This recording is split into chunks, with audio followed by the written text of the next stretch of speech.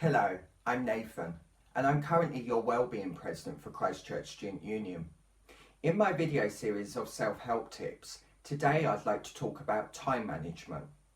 Now, time is always that funny one because we either sometimes feel like we've got not enough time or we've got too much time. And you might fall into either one of them categories, or it could just be a mixture of both. But time is kind of a mind concept, and if we actually use our time well, we have got plenty of time to achieve all of our goals, all of our to-do lists, and all of our expectations if we use our time wisely.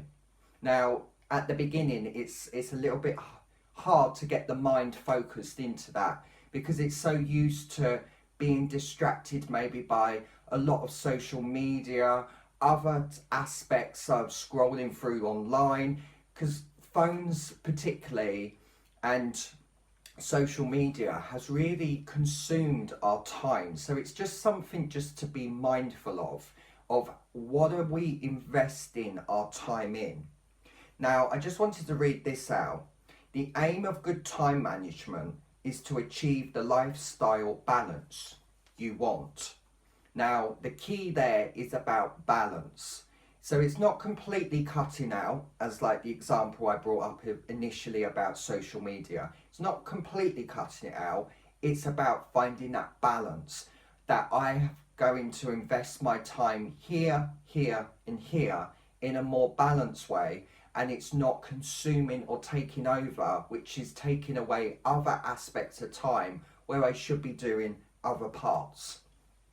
Now, with time management, it's really good to have a visual sense. So I would highly recommend is writing a list of the to-do list, the goals, and so you've got that on your desk or where your workspace is, so you can really see what it is. And there's something quite satisfactory about ticking off that goal or that on that to-do list and go, yes, I've achieved it. So that's a really important part, and that's also very beneficial for the mind because the mind likes to see that visual, and it will help just to lower that worry and that stress level. Now, the other big part of time management is actually to have regular small breaks. So if you're working every 1 to 2 hours, I would just say that take that 15-minute break, that you can just step away, step out of that workspace, even if it's to go and make a cup of tea or a coffee, it's a walk around the block. It's just so that you don't get stagnant and stuck in the same point, because that's where we can sometimes feel either overwhelmed or it's all just consuming us. So definitely taking regular breaks, and most importantly, taking a lunch break, at least 30 minutes, because that allows you just to completely step away, if possible, to try and stay away from screens. If you're working quite heavily on a laptop, which most of us are, if you can, at least stepping away for that 10 to 15 minutes away from screens, that can be really beneficial just to help to calm the mind. Now, also it's working out the priorities. So looking at where your deadlines are, what's needed in personal life, the most important, structuring them priorities so that then you can work towards the most important priority or the most important part of that list or that goal that for you to achieve is to work from there and then to go backwards. So that then it doesn't feel so overwhelming. Now, I also like to think about practicing the 4 Ds. Delete, do, delegate, or defer. It's about organising what do I need to do? Does this actually need to be deleted, or does this actually need to be doing?